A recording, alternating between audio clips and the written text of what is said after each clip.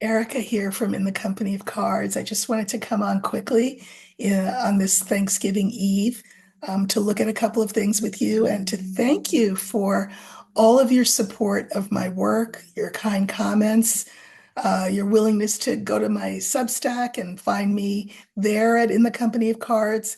I really appreciate it. I love the community that we've created here, and I hope that it grows and develops. And I promise that I am here for the duration. A lot of people are closing down their channels and on to other things, but I will be with you for the duration, holding your hand if you would like me to be. Uh, so a viewer said something in a comment I thought it made sense. They said, I feel like the whole class is being given detention because a few class clowns keep disrupting the class. I'm so sick of this lesson. I want out. I get it. I get it. And, as a teacher, it's kind of like when you would assign a group project and it would invariably end up that, one kid in the group did the bulk of the work. And meanwhile, everybody got the credit. Well, by the same token, yes, you have what my viewer talks about, which is that, there is misbehavior on the part of some people, and here we are all having to pay a price.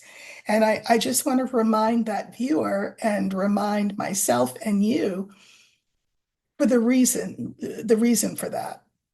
You know, we like to think of ourselves as sort of separate individual entities. I am myself, I have my own opinions, I have my own, I don't know, style, I have my own whatever. Why do I have to suffer because of what somebody else did? Well, in the end, the bottom line is we are all part of one organism. If, we are all here to all learn the same lessons. And if there are people lagging behind, we have to drag them up with us because we all come from source, we all return to source. And, some of us are slower learners than others, and we just have to, um, you know, go along for the ride because we're all in this together. Um, on the subject of Thanksgiving, one of the things that I know people are asking themselves is, what is there to be happy about? What is there to give Thanksgiving for?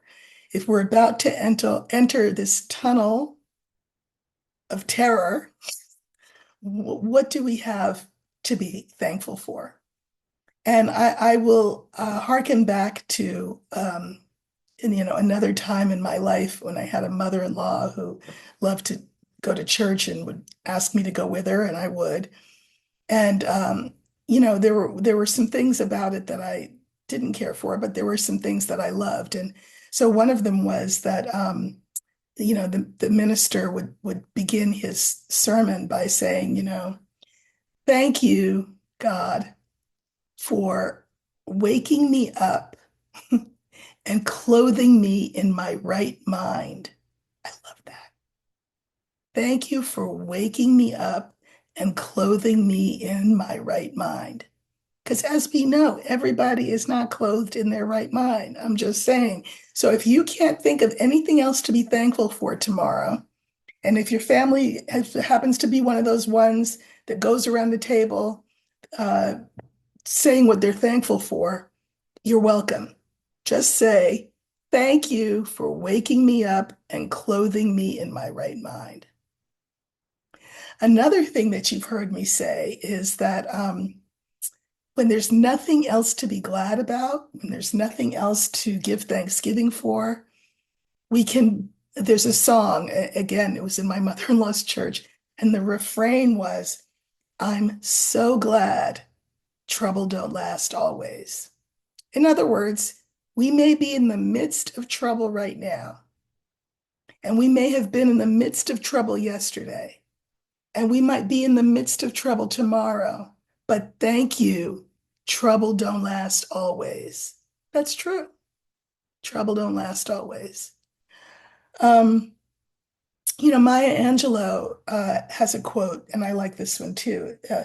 Her advice is be present in all things and thankful for all things. You know how I always say all things work together for good? Sometimes we have to search for where that is, but all things do work together for good. So, but that's just my opinion. And YouTube, you're not here for my opinion. You want to know what the cards have to say. So I'm gonna throw caution to the wind. It's not really to the wind. I'm throwing caution out and letting spirit take over. And I'm going to ask a question. And the question is, the question of the hour. For what should we be giving thanks in this moment? I'm not even going to pull a significator. I'm just going to let the cards tell me, spirit tell me through the cards, for what do we need to be grateful in this moment?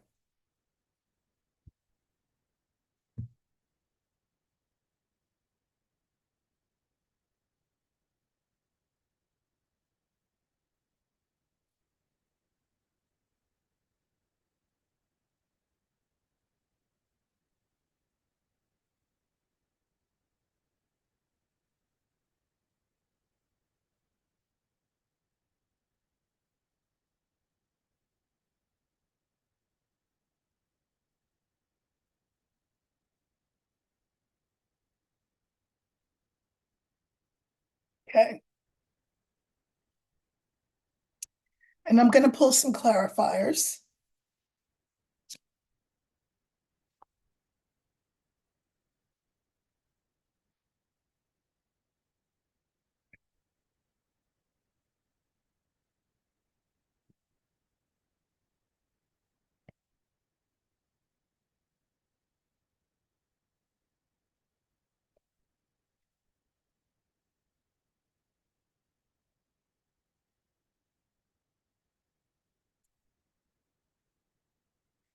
Okay, so the original five that I pulled are the fish, the bear, the ship was in the center, the young man, and the fifth card is the snake.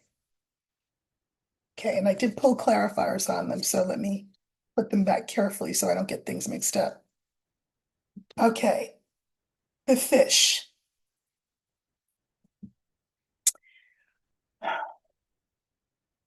You know, I think that one of the things that I think it's important to be thankful for is our ability to feel things deeply. I think that's a good thing, to feel things deeply. Um, I can mirror it with the last card in the line, and it's the snake.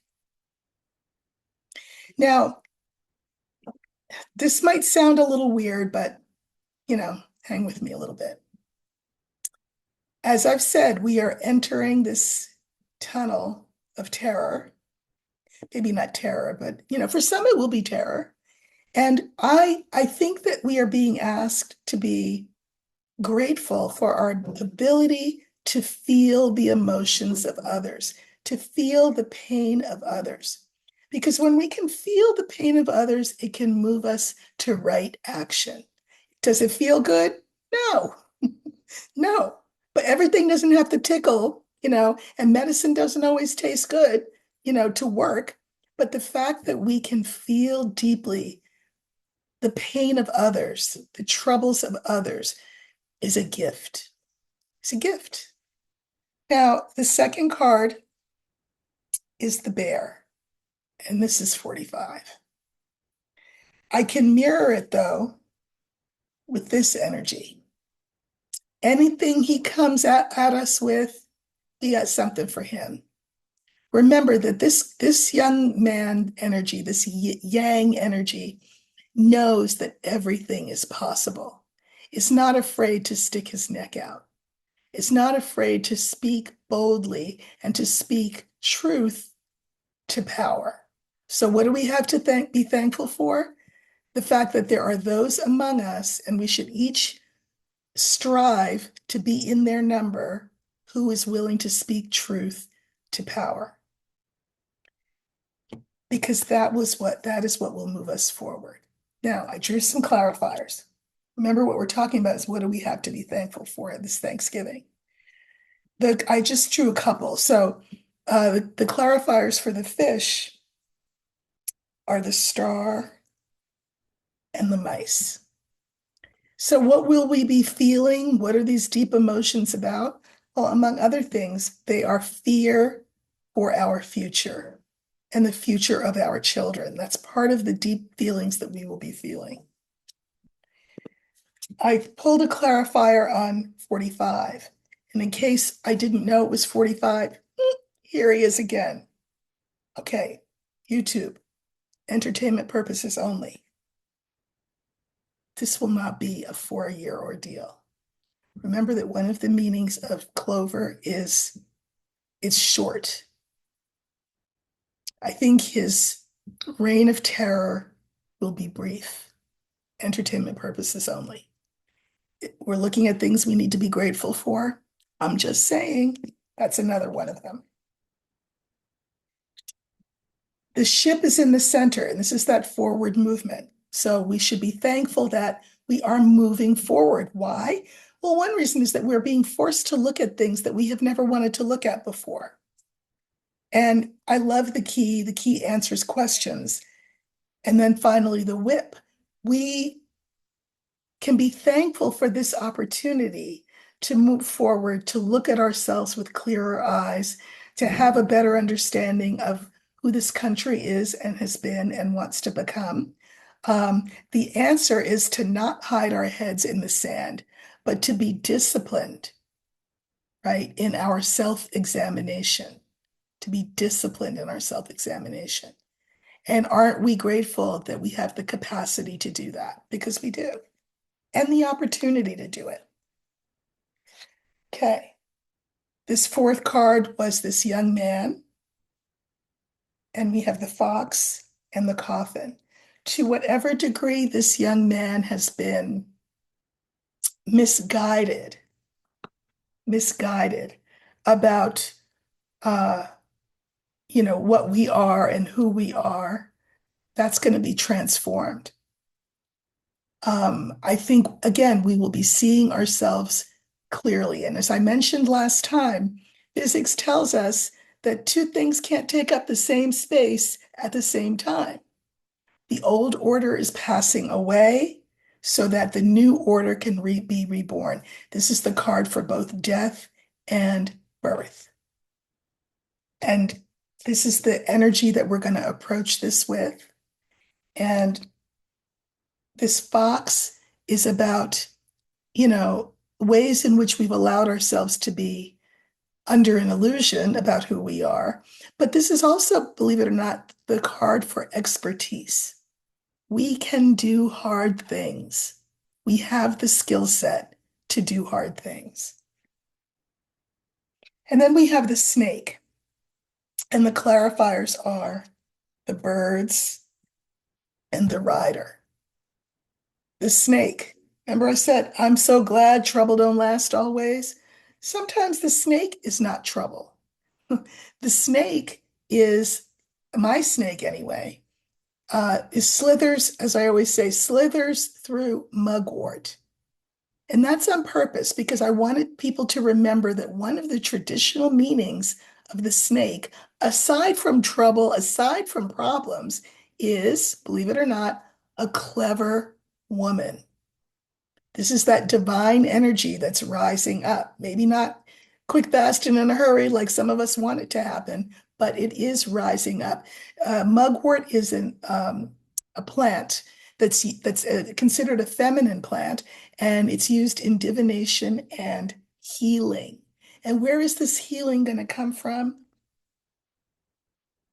The conversations that we have with each other, the groups that we form, large and small, the circles that we build. That's where we're going to grow. The rider is about news coming in, messages. This is where we will get messages for what to do with our big emotions, how to channel our big emotions as we navigate this, what I think will not be more than a 2-year period, just saying, moving forward. All lessons are not easy. We didn't get here overnight and by accident, and we're not going to dig ourselves out of it overnight and by accident. So be thankful that we have this opportunity one more time, as we had with the Civil War, as we had with the World Wars, as we had during the Civil Rights era. One more time, we have an opportunity to get it right. And again, Maya Angelou says, be present in all things and thankful for all things. I am so thankful for you, my subscribers, my viewership. Thankful to those of you who go over to my Substack and read what I write. Here we are more than 16,500 strong. I will be here with you for the duration or as long as you'll have me. And I wish you a good Thanksgiving. I encourage you to have conversations. You know what they say, don't talk about politics or religion at the dinner table.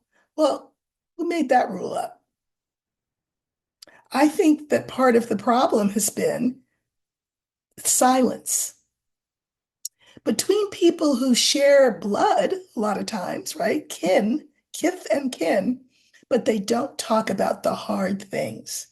Here we're being asked to talk about the hard things. Yes, in those places like dinner tables, modulate your voice, be respectful of the other, but this is the only way we're going to get out of this, you know. That we have to communicate one to another. And aren't we glad that we have this opportunity? And again, trouble don't last always. I promise. I will see you probably on Friday. Take care and happy Thanksgiving.